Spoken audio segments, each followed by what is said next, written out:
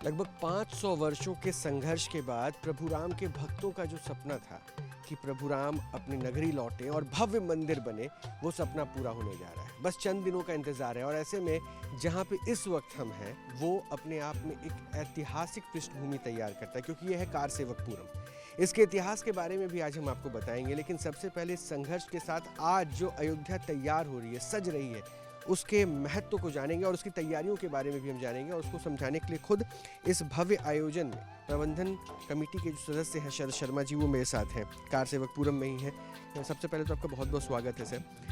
अब ये क्या खास तैयारी, क्योंकि मैं कारपुरम सेवक के बारे में आऊँ, उसके इतिहास को जानूँ, लेकिन उससे पहले क्या कुछ खास तैयारियाँ चल रही हैं? देखिए, श्री राम जन्मभूमि पर भव्य मंदिर का निर्माण हो रहा है। एक लंबे कालखंड की जो प्रतीक्षा थी वो समाप्ति की ओर है। भगवान रामलला अपने दिव्य और भव्य मंदिर में विराजमान होने जा रहे हैं और गर्भगृह में जब ये पूजन होगा 22 जनवरी को, पूरा देश जो है आह्लादित होगा इस विषय को लेकर।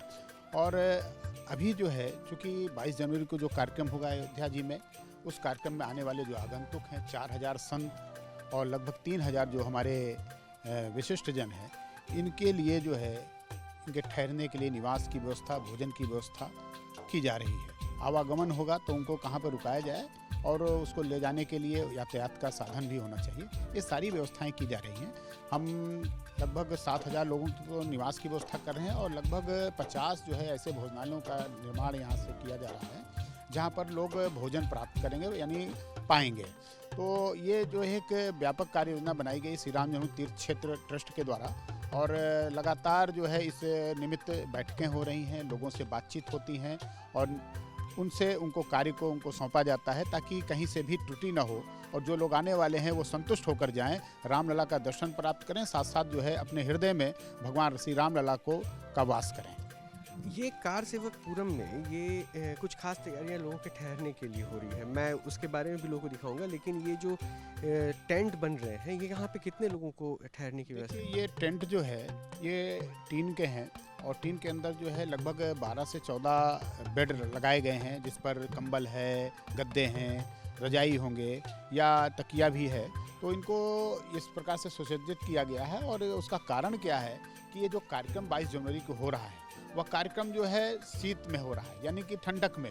तो मुझे बताने में बड़ा ही वो एक क्या कहते हैं उत्साह भी है और साथ साथ जो है एक प्रसन्नता भी है कि आने वाले जो लोग हैं यहाँ पर भोजन माता सीता रसोई से प्राप्त करेंगे और जो रुकने ठहरने की व्यवस्था की गई है वो इस टेंट सिटी में की गई है ताकि लोग सुलभता से उसमें रुक सकें, उनको किसी भी प्रकार से ठंड का एहसास न हो और वह जो है इसमें रहकर उस कार्यक्रम में सहभागी बने।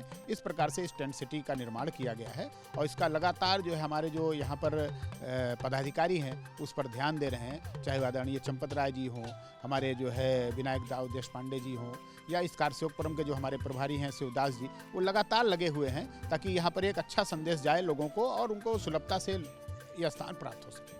सीता रसोई का जिक्र होता है। सीता रसोई के बारे में ये कहा जाता है कि लगभग 300 से 400 लोग डेली यहाँ पर 2 टाइम भोजन करते हैं, इसकी व्यवस्था यहाँ पे रहती है, उसके बारे में थोड़ा देखिए। सीता रसोई जो है 1992 में जब 6 दिसंबर को घटना घटित हुई, उस समय से लगातार जो है संचालित हो रही है और सीता रसोई में लगभग प्रतिदिन जो है 500 से ऊपर लोग भोजन दोनों टाइम मिला के करते हैं, लेकिन इस समय संख्या वो लगभग 1000 की हो गई है। तो इस प्रकार से ये भोजन की व्यवस्था लगातार उस समय से चलती आ रही है।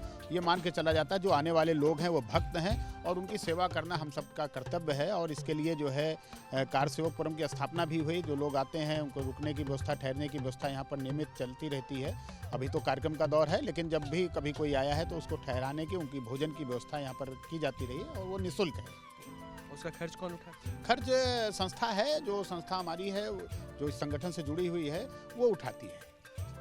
अब एक मुख्य इस पे आते हैं, कारसेवकपुरम। इस नाम में बहुत सारी कहानियां छुपी हुई है और एक बार मैं चाहूँगा कि ये देखें, ये जो जहाँ बांस पड़ी हुई हैं और ये टेंट जो बन रहे हैं, ये दरअसल एक समय इसका इतिहास बताता है कि ये दलदल भूमि थी और यहाँ जंगल हुआ करता था। और कारसेवकपुरम नाम क्यों पड़ा, इसकी कहानी भी, इनकी ज़ुबानी भी मैं सुनवाऊँ, क्योंकि इसके बारे में कहा जाता है कि 1990 के संघर्ष में जब कारसेवक आए थे तो उनके ऊपर जब पुलिस ने धरपकड़ की थी तो इसी घने जंगल में वो छिप गए थे और ये दलदली भूमि थी ताकि पुलिस उन तक पहुंच ना पाए।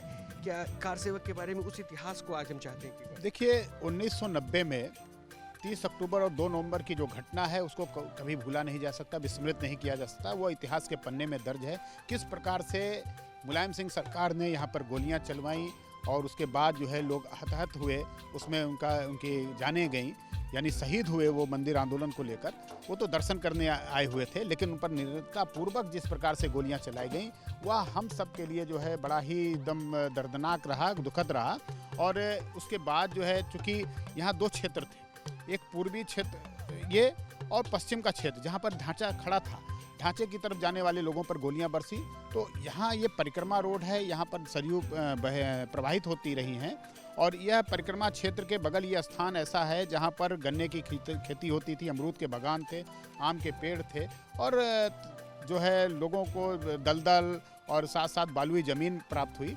यहाँ पर 90 में जो है लोग छिपे, कार सेवक, वो पुलिस के भय से छिपे, क्योंकि अगर पश्चिम की ओर जाते तो उनकी गिरफ्तारी होती, तिथि पे पहुंच जाएं, इस कारण से छिपे वो कि हम 30 अक्टूबर 2 नवंबर की जो कार सेवा की घोषणा हुई उसमें हम किस प्रकार से पहुंचे, इसका ये उन्होंने इसका सहारा लिया और यहाँ पर लोग रहे।